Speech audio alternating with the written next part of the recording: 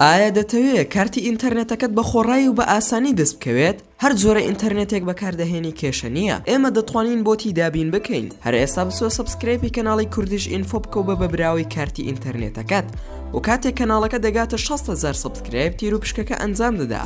و ئەگەر سەبسکرایبی ئەم کەناڵ بکەن ئەوە بە هەماشەوە پشگیری لە کەناڵەکەی منیش دەکەن. چونکە بەڵێنمان بەم کەناڵەداوە کە بە ماوەیەکی کەم بیگەێنین بە 6,000 سەبسکرایب. چاوەڕوانی سەبسکرایبەکانتان دەکەم.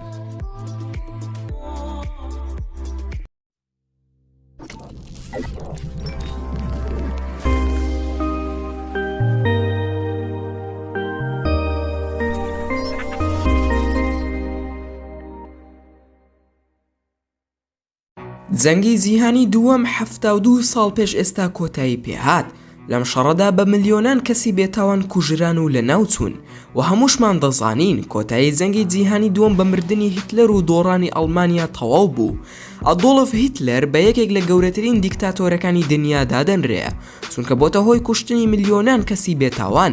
باشە هەرگیز بیرت لەوە کردوتەوە ئەگەر بێت و ئەڵمانیا و هیتلەر ئەم جەنگیان ببردایەتەوە چی ڕووی دەدا؟ لەم ڤیدیۆی ئەمڕۆماندا وەڵامی ئەم پرسیارە دەدەینەوە. تۆ بڵێ چی ڕوو بدە ئەگەر بێت و ئەڵمانیا و نازیەکان سەرکەوتنیان لە جەنگەکەدا بەدەست بهێنایە و جیهانسی بەسەر ئەهات.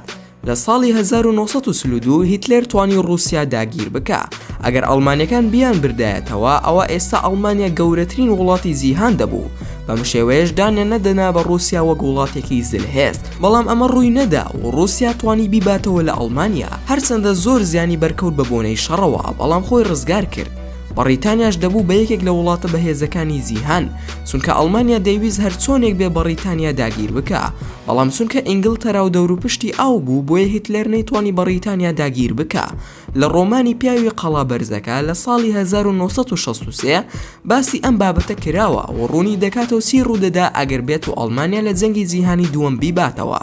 لە ڕۆمانەکە نووسراوە کە نازیەکان دەست دەگرن بەسەر نیویۆرک و کالیفۆرنیا و دەریای سپی و ناوەڕاست دەبنە ناوچەیەکی ئیتاڵی و شیوعی دەسەڵاتی نەدەگرتە دەست و بۆرمان مۆن دەبێتە جێگیری هیتلەر دوای مردنی.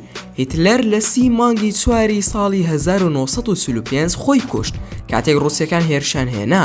هەرچەندە هیتلەریش مردووە بەڵام هێشتا ئەڵمانیا وڵاتێکی بەهێزە. جا خەیاڵ بکە چی ڕووی دەدا ئەگەر هیتلەر نەمردایە و سەر بکەوتنایە لە شەڕەکەدا. هیتلەر بە هیچ زۆرێک جوولەکەکانی خۆش نەدەویست و زوڵم و ستەمێکی زۆری لێیان دەکرد و چەندین جینۆسایدی کردووە.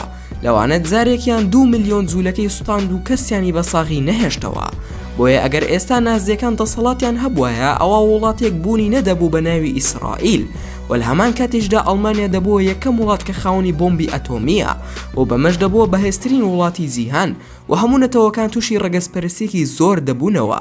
بەردەوامین لە نیشاندانی ئەوەی کە چی ڕوودەدا ئەگەر بێت و نازیەکان سەرکەوتوو بوونایە لە جەنگی جیهانی دووەم. بەرلین دەبووە یەکەم و باشترین و ڕۆشنبیرترین پایتەخت لە هەموو جیهاندا و ناو دەبرا بە شاری خۆشەویستی و هونەر و دیمەنی فلیمی شەڕەکان لە پاریس و لەندەن تۆمار دەکرێت. هیچ وڵاتێک بوونی نابێ بە ناوی ئیسرائیل و ئەمریکاش وڵاتێکی ئاسایی دەبوو وەکو نمونەی هیندستان و لە ناوبردننی بە کۆمەڵ شتێکی ئاسایی بوو و بەریتانیاش قەرەبووی هەوڵاتی ئەفریقیەکانی دەکردەوە بە تایبەتی جەزائیرەکان چونکە بەکاردەهێنران بۆ مەبەستی خۆیان. ئەو پەیوەندیە بەهێزەی نێوان ئەمریکا و ئیسرائیل بوونی نەدەبوو و لە زیاتی هۆڵیوود لە ئەڵمانیا گەورەترین ستۆدیۆکانی فیلم بوونیان دەبوو و فیلمەکانیش لەوێەوە دابەش و پەخش دەکرێن و کتێبەکانی مێژوو بەم شێوەی ئێستا نەدەبوو و وڵاتێکی وەکو بەریتانیا و فەڕەنسا فاشیست و وحشیانە دەبوون و هیتلەریش بە ڕزگارکەر و دانا و زانادا دەنرا و بەرزیان دەنرخاند. بە کورتێکی هەموو کەس باسی جینۆسایدی سۆڤیەت و خیانەتی بەریتانیایان دەکرد و تەنها قسەی ئەڵمانیا لە ناوچەکە دەڕۆشت. لە مێژوودا هەموو جارێک براوە بە کەیفی خۆی مێژوو دەنووسێتەوە و دۆڕاو بۆی نییە قسە بکە.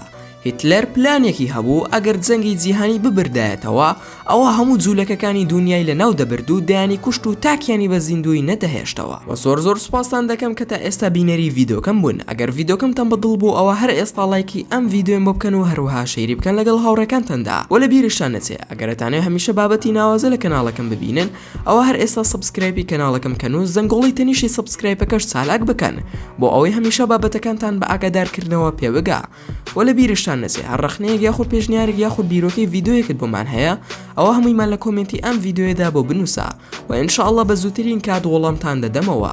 و دووبارە سوپاسان دەکەم بۆ تەماشاکردنی ڤیدۆکەم تا ڤیدۆیەکی تر و تا کاتێکی تر هەر شاد و بەختەوەر بن و خواتان لەگەڵ بێت و ئامانەتی خوا بن.